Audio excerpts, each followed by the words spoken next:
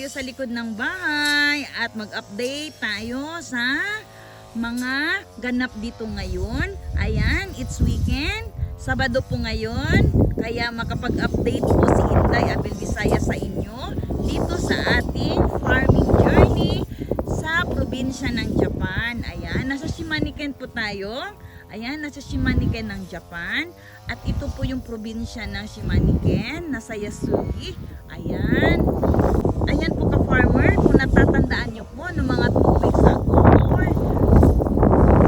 Ayan ka-farmer, kung natandaan po ninyo na nagtatanim si Dana dyan ng black beans. Ayan na po yung kalabasan niya. Pero ngayon, medyo konting worry po tayo dahil hanggang ngayon, hindi pa po lumalabas yung mata niya. Wala pa tayong nakikitang lumalabas na mata. At nag-alala si Dana. Sinabi ko sa kanya, bakit wala pang lumabas na mata sa tinanim natin black beans? Sabi niya, sa problema ng panahon.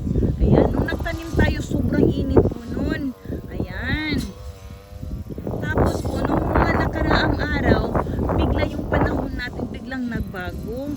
Ayan, medyo umuulan, iinit na naman, uulan na naman siya, iinit na naman, kagaya kagabi, medyo malakas yung ulan. Ayan po ang problema dito sa ating pananim sa bukid, kaya minsan may hindi kagandahan, minsan naman magandang panahon, kaya nakapagtanim tayo at maganda yung pag-aani natin. Ayan.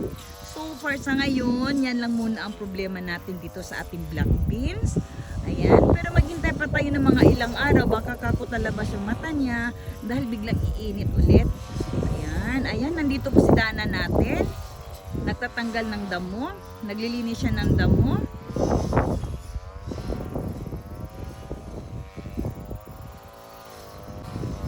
Medyo mahangin siya ngayon ka-farmer. Ayan, at wala sisikat ng araw, kaya makakapagtrabaho tayo ng diretso. Dahil walang init, medyo mahangin, ayan, hindi ka agad tayo napapagod. Ay, si Dana lang pala. Ayan, at saka ito yun, meron tayong kalabasa dito. Ayan, meron tayong mga kalabasa dito. Tapos ang tumutubo na lang siya taon-taon. Ayan, ito. Ayan, marami pa dyan sa loob ka farmer. Meron pa tayong, ay may ano, may insecticide. Ayan, ayan yung kalabasa. At saka meron pa tayong mga iilan dyan sa loob. Ayun, meron akong nakikita dun. Ayan.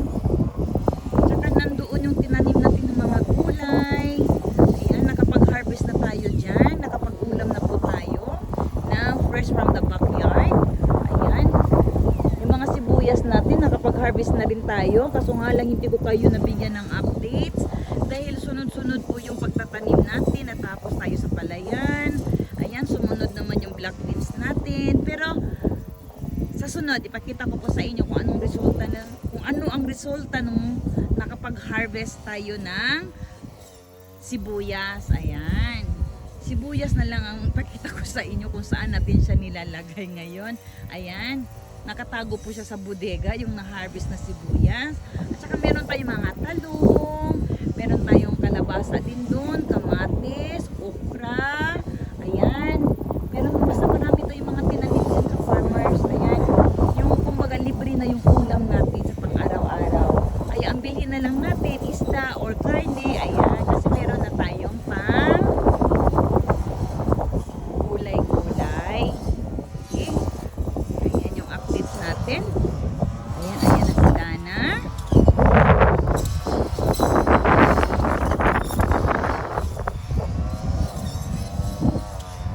Ayan, kung dito naman tayo sa kabila, ayan, kung dito sa kabila, nandito yung palayan natin. Ayan yung binhi natin na nagpunla tayo nung mga 2 months ago. Ito na po siya. Ayan, nag-transplanting na po tayo. Dinala na po natin siya sa palayan at ganyan na po ang resulta niya ngayon. Ayan, sumasayaw sila sa tempo ng hangin. Ayun. Okay, close up tayo ngayon ha. Ayan, close up natin ang ating mga tinanim na mga binhi. Ayun. Ayun, parang may kuhol na oh. Ayan.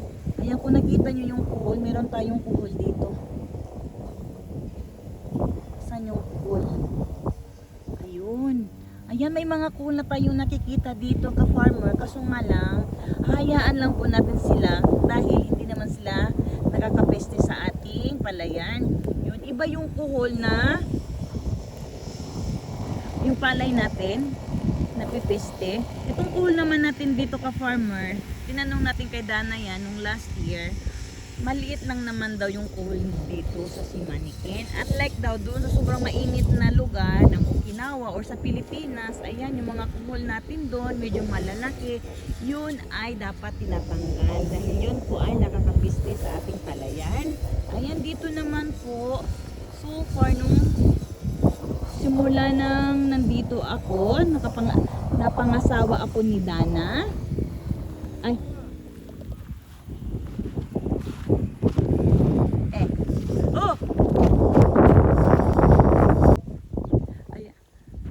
ayan guys, tinawag tayo ni Dana. Ayan yan na. Why? Nanigalo no? Ayan, meron daw siya nakikita. Ano meron? Saan? Dachi. Alo. Kore, nano tamago desu ka? Oh, tamago.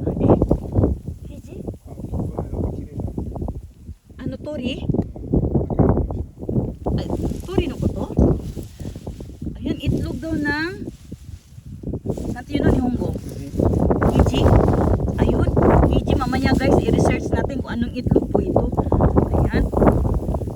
Ayan, may itlog. Ayan, kailangan tatakpan natin yan para hindi kainin ng blackbird. Ayan, may mga blackbird dito guys. Ayan. Wow. Nani? Take. Ayan, naghahanap tayo ng ano. Ayan. Anong hinahanap natin?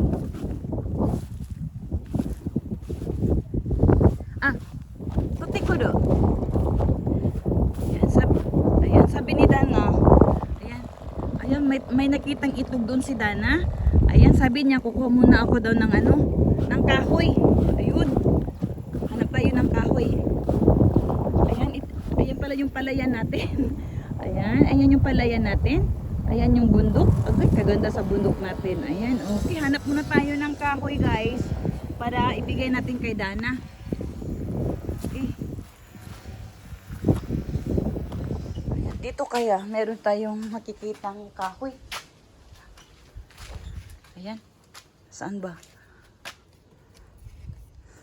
Ayan. Ito, pwede na to. Ayan. Ayan, ihatid natin kay Dana to. Yes. Ayan. Ano kayang turi yun? No. Ayan, may ampalaya tayo dito, oh. Ayan, ampalaya.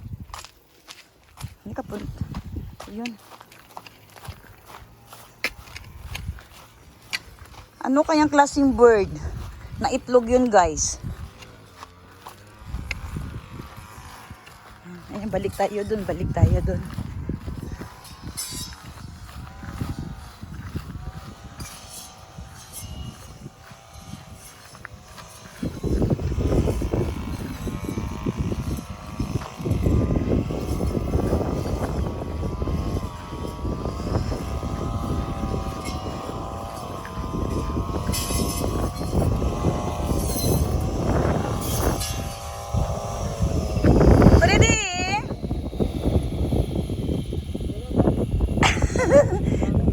Sabi niya ayaw daw kasi kailangan importante daw to. Nandi mo Akay si Mas.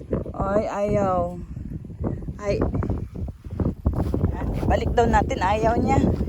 Kasi ano pala to, gamit na gamit pala daw to. Ayun. Sorry, wala tayong maibigay Okay, hanap ulit tayo.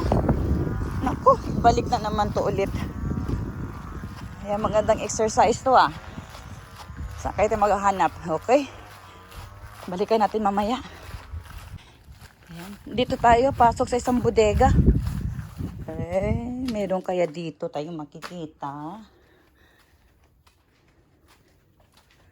Pare?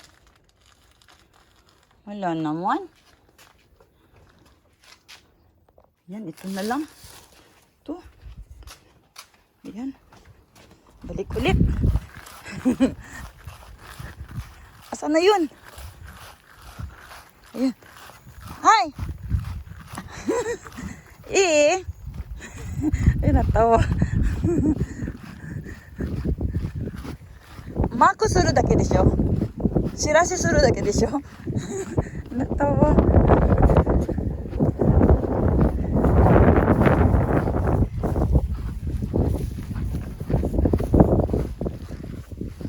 Aday.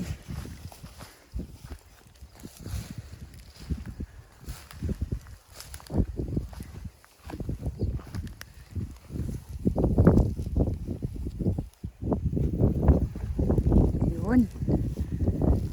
Ayan, para malalaman natin na may itlog po dyan para hindi po natin maapakan. Ayan, that's it. Ayan guys, yan lang munang update ko sa inyo ngayon. At ako'y nahilo-hilo. Ayan na siya. Okay, thank you for watching. At ayan pa si Dana. Ayan, magtatrabaho pa yan habang may araw pa tayo, habang maliwanag pa. Okay, bye-bye Dana.